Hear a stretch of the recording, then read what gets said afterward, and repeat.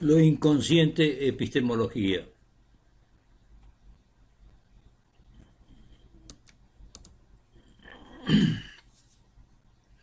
El término inconsciente es utilizado en psicoanálisis en dos sentidos: lo inconsciente y el inconsciente. Lo inconsciente, gramaticalmente el artículo lo es neutro y solo acompaña a adjetivos calificativos.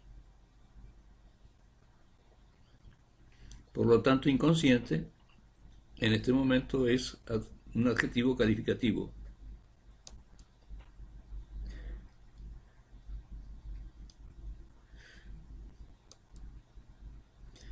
Califica a fenómenos como los sueños, los actos fallidos, las equivocaciones orales, etc.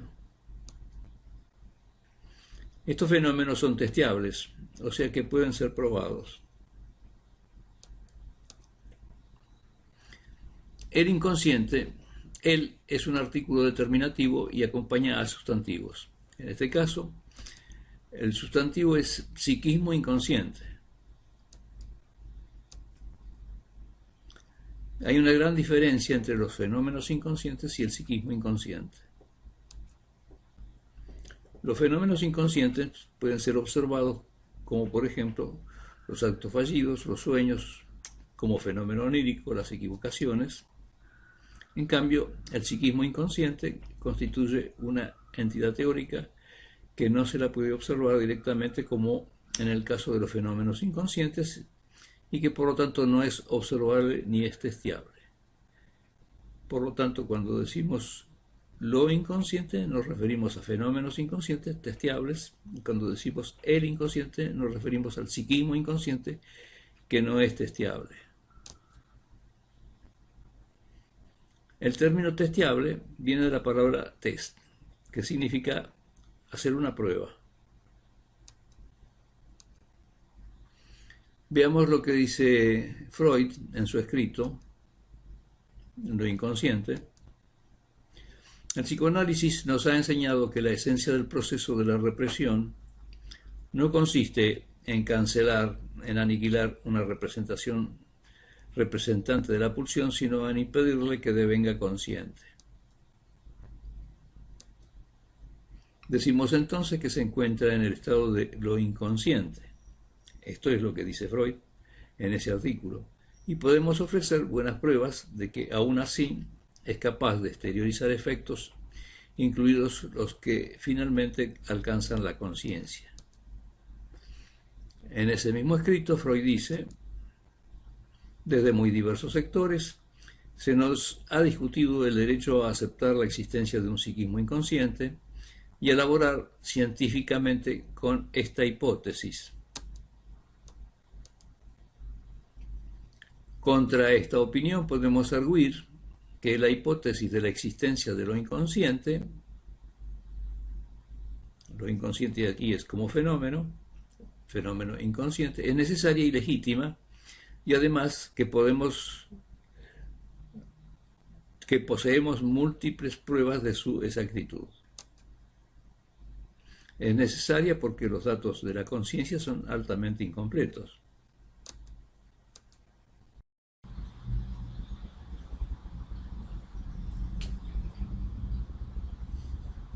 Como el inconsciente, y es un término forjado dentro de un concepto ontológico. Habla de una entidad que es el psiquismo inconsciente.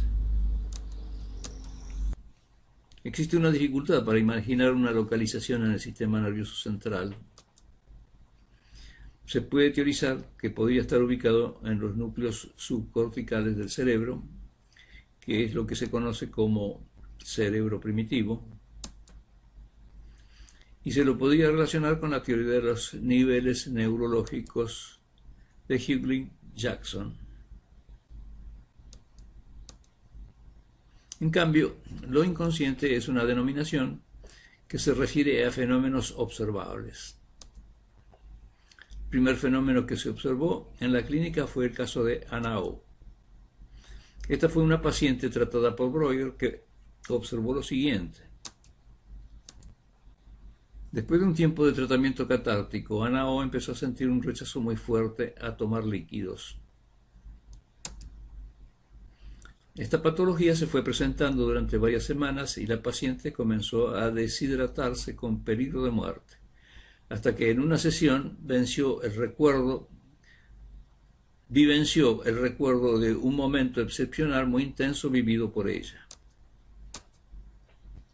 Este recuerdo fue durante un estado hipnótico.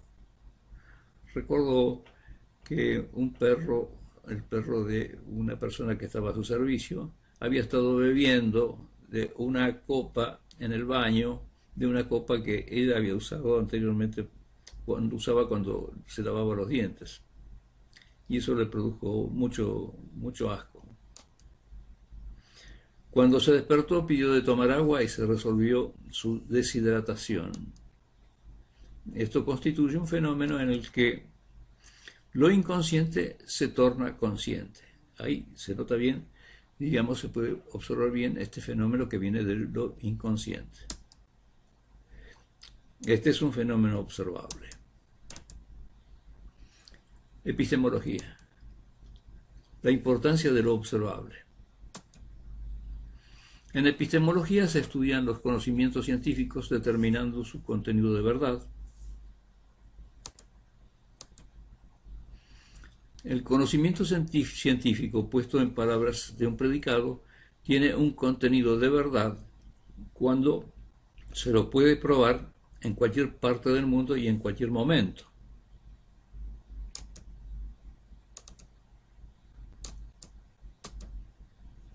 Esta prueba debe ser realizada por un investigador que use los mismos métodos y procedimientos que se utilizaron para su estudio previo.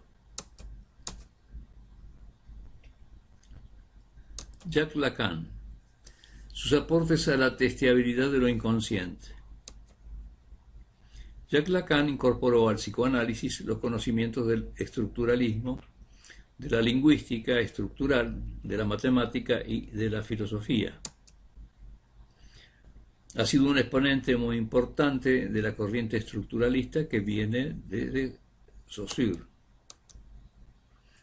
Reinterpretó la teoría psicoanalítica formulando su tesis principal en los siguientes términos.